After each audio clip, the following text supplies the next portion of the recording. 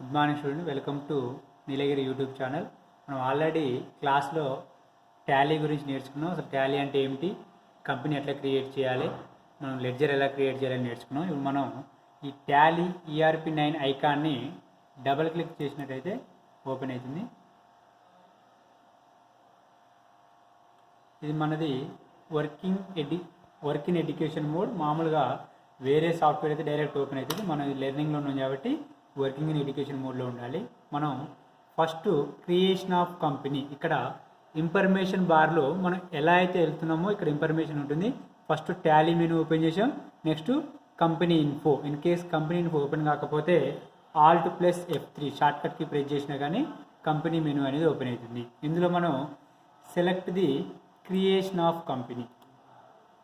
Okay, ఈ select creation of కంపెనీలో this is company information bar. ఇందులో మనకు డైరెక్టరీ మీన్ మనం సేవ్ చేసే కంపెనీ ఎక్కడ డిస్క్ ఎక్కడ ఉంటుందో అది డైరెక్టరీ అంటాం. Next name of the company Nilgiri.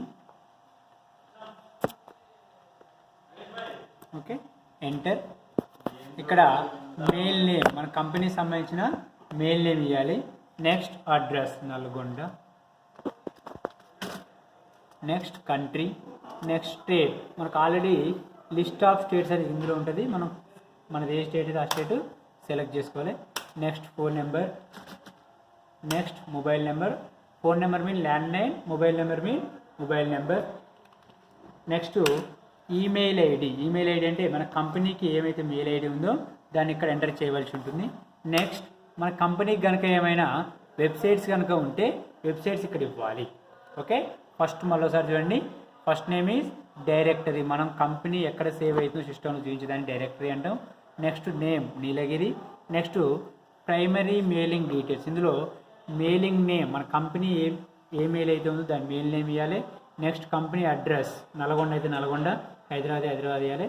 Next country, state, pin code and phone number, mobile number, fax number, email ID. మన కంపెనీ కనుక వెబ్సైట్స్ ఉంటే వెబ్సైట్స్ ఇవ్వాలి. ఇవన్నీ ఎంటర్ ప్రెస్ చేసుకుంటూ వెళ్తే next books and financial year. Present మనది ఏ financial year నడుస్తుందో ఆ ఫైనాన్షియల్ ఇయర్ ఇవ్వాలి. ఓకే, 1/4/2022 31/3/2020.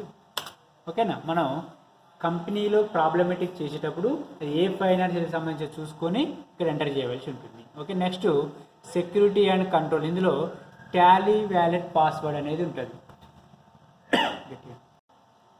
టాలీ వ్యాలెట్ పాస్వర్డ్ అంటే మనం చేసిన ఈ కంపెనీకి ఏమైనా పాస్వర్డ్ కనుక ఇవ్వాలంటే ఇక్కడ ఇవ్వండి, అవసరం లేదనుకుంటే ఎంటర్ ప్రెస్ చేయండి. Okay, next use security control. మనం ఇక్కడ పాస్వర్డ్ కనుక ఇస్తే మనం సెక్యూరిటీ కంట్రోల్ పెట్టుకోవచ్చు. పాస్వర్డ్ వేయలేదు కాబట్టి దీంతో మనకు అంత అవసరం లేదు. Okay, next base currency information. ఈ బేస్ కరెన్సీ ఇన్ఫర్మేషన్లో మనది ఏ కంట్రీ, ఇండియా కాబట్టి రూపీ సింబల్ సెలెక్ట్ చేసుకున్నాం. అదే వేరే అమెరికా అయితే డాలర్ అని, ఇంగ్లాండ్ అయితే పౌండ్ అని మనం ఇక్కడ చూపించవలసి ఉంటుంది. Okay, next formal name Indian currency.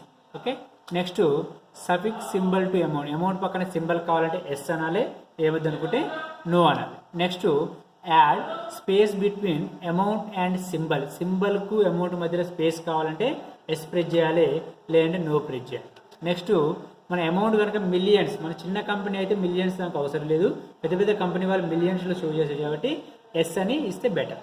Okay, next number of decimal places. అంటే మన పాయింట్ తర్వాత ఎన్ని ప్లేసెస్ కావాలి, 2, 3, 4, 5 అనేది ఇక్కడ మెన్షన్ చేస్తాం. Next word representing amount after decimal. అంటే డిసిమల్ తర్వాత వర్డ్ మెన్షన్ చేయాలా, పైసా అని, లేదా వేరే ఇంకేమైనా మెన్షన్ చేయాలంటే ఎస్ అనాలి, లేకుంటే నో.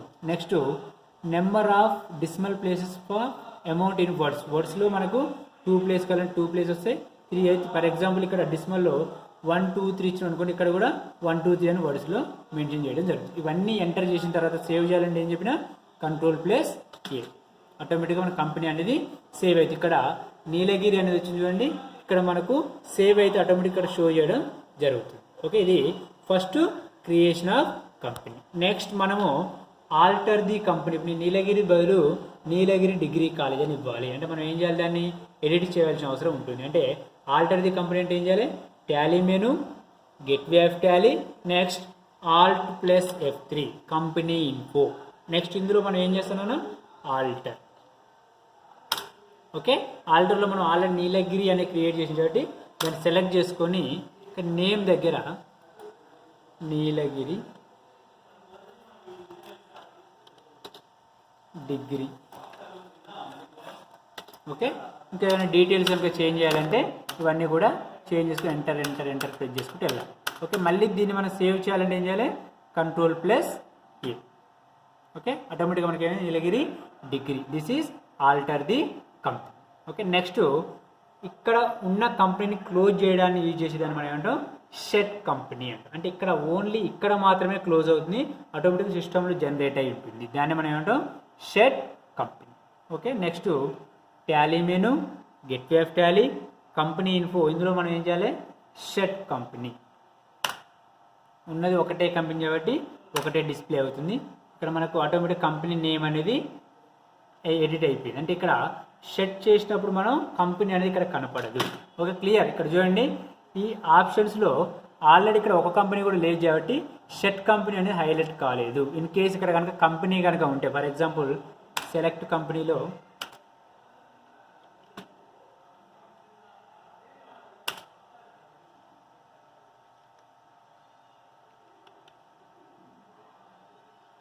ఓకే నీలగిరి అని ఉంది కదా. ఇప్పుడు మనం ఇక్కడ చూడండి, ఇక్కడ ఆల్రెడీ కంపెనీ ఉంది కాబట్టి షెడ్ కంపెనీ హైలైట్ అయింది, ఆల్టర్ హైలైట్ అయింది, బ్యాకప్ హైలైట్ అయింది, రీస్టోర్ హైలైట్ అయింది. ఇన్ కేస్ ఇక్కడ కనుక కంపెనీ కనుక లేకపోతే ఇవన్నీ కూడా హైలైట్ కావు. ఓకే, మనం ఆల్రెడీ క్రియేట్ అయిపోయింది, ఆల్టరింగ్ అయిపోయింది, షెడ్ అయిపోయింది. Next fourth option is delete the company. Company delete చేయాలంటే ఏం చేయాలి సార్ అంటే, Tally menu, gateway of Tally, company info, next ఆల్టర్లోకి వెళ్ళాలి.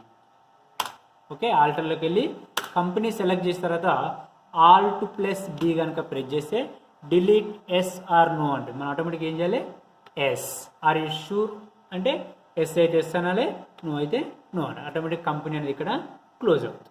Okay, this is company info సంబంధించిన total information. First one is create company, second one is alter company, third one is shut company, fourth one is delete company. మీకు quit అనే option గురించి explain చేసిన. In case quit కనుక అంటే ఆటోమేటిక్గా మనం company మొత్తం కూడా క్లోజ్ అయ్యే ఛాన్స్ ఉంది.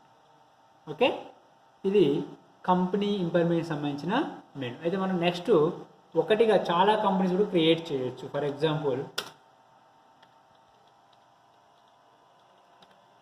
నీలగిరి 1. ఇక్కడ నీలగిరి 1 వచ్చింది. నెక్స్ట్ ఇన్ కేస్ ఇంకో కంపెనీ క్రియేట్ చేద్దాని,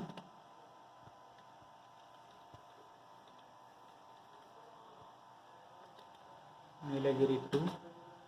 ఓకే, నీలగిరి 1, నీలగిరి అంటే మనం లాస్ట్ ఏదైతే సేవ్ చేస్తామో అది మాత్రం ఇక్కడ హైలైట్ అవుతుంది. ఫర్ ఎగ్జాంపుల్ ఈ 2 కంపెనీస్లలో నేను ఎంటర్ చేయాలి. ఫర్ ఎగ్జాంపుల్ 2లో చేయాలంటే 2 సెలెక్ట్ చేసుకోవాలి. 1 కంపెనీలో ట్రాన్సాక్షన్ ఎంటర్ చేయాలంటే 1 సెలెక్ట్ చేసుకోవాలి. ఇక్కడ సెలెక్ట్ కంపెనీ ఉంటుంది చూడండి, సెలెక్ట్ నీలగిరి 1. ఇది ఆల్రెడీ ఇంతకుముందు క్రియేట్ చేసిన కంపెనీస్, నీలగిరి 1. ఓకే, నెక్స్ట్ మనం కంపెనీ సంబంధించిన టోటల్ ఇన్ఫర్మేషన్ అయిపోయింది. మనం ఆల్రెడీ డిస్కస్ చేసినట్టు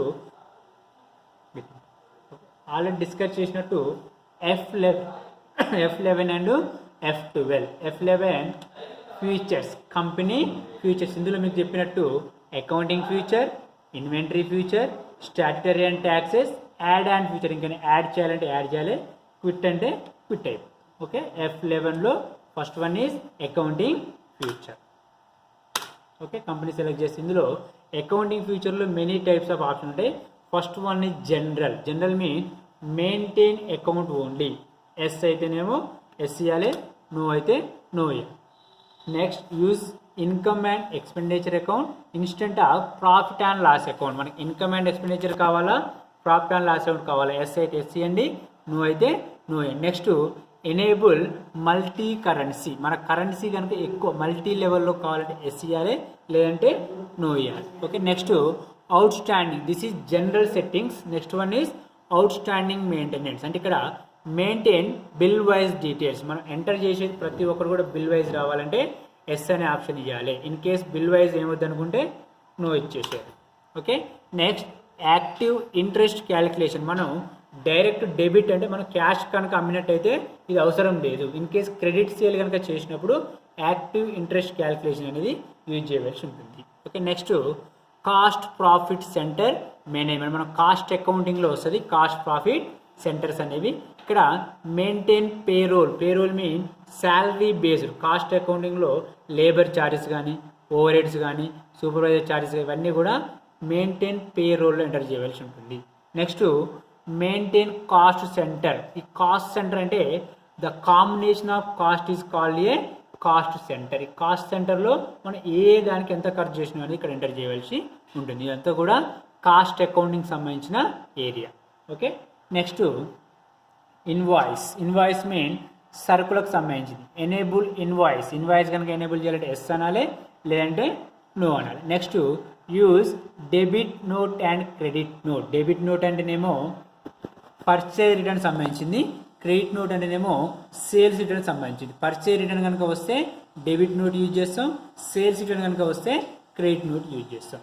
next budget and scenario management. మనం ఈ సబ్జెక్ట్ మొత్తం కూడా కాస్ట్ అకౌంటింగ్, ఫిఫ్త్ సెమిస్టర్లో కాస్ట్ అకౌంటింగ్ అని ఉంటుంది, అందులో క్లియర్గా తెలుస్తుంది. Budget mean planning. మనం ఏ విధంగా దాన్ని కంట్రోల్ చేయాలి, దాన్ని ఏ విధంగా ముందుకు రన్ చేయాలి అనేది ఇక్కడ ఉంటుంది. ఓకే, ఎస్ అయితే ఎస్, నో అయితే నో. Next banking future. మనం కనుక చెక్స్ కానీ ట్రాన్సాక్షన్ బ్యాంకింగ్ ఆన్లైన్ ద్వారా కనుక జరిగితే వీటిని ఎస్ఎస్ అని ప్రెస్ చేయాలి.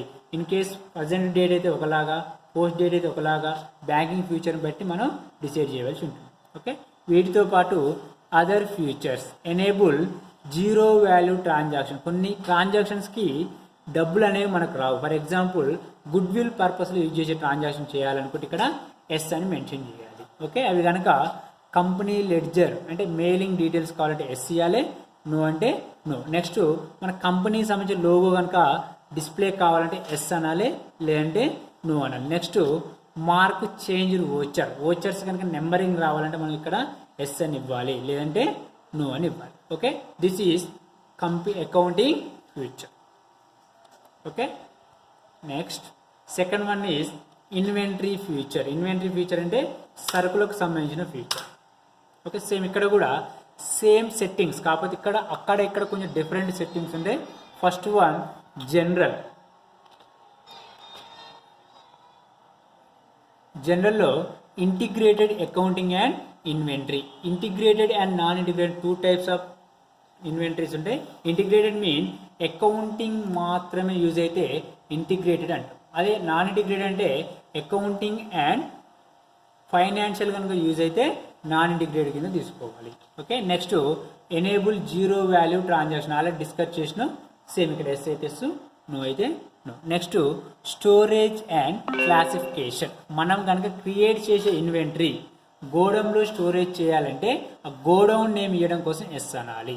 ఇన్ కేస్ గోడౌన్ లేదు, మనకు ఒకటే కంపెనీ ఉంది, మన కంపెనీలో స్టోర్ చేసుకుంటే ఇక్కడ అవసరం లేదు.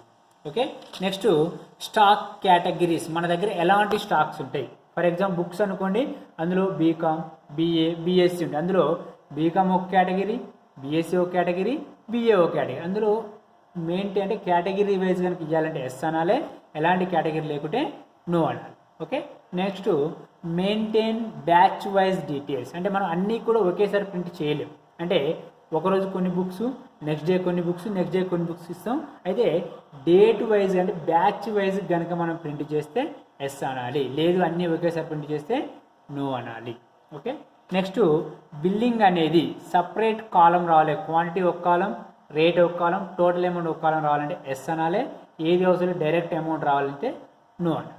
ఓకే, ఇది స్టోరేజ్. స్టోరేజ్ మీన్ మన ఇన్వాయిస్ని ఎక్కడ స్టోర్ చేస్తున్నాం, దాన్ని ఏ విధంగా మెయింటైన్ చేయాలనేది ఇక్కడ. Next order process. మనం కనుక ఆర్డరింగ్ చేయాలి, పర్చేజ్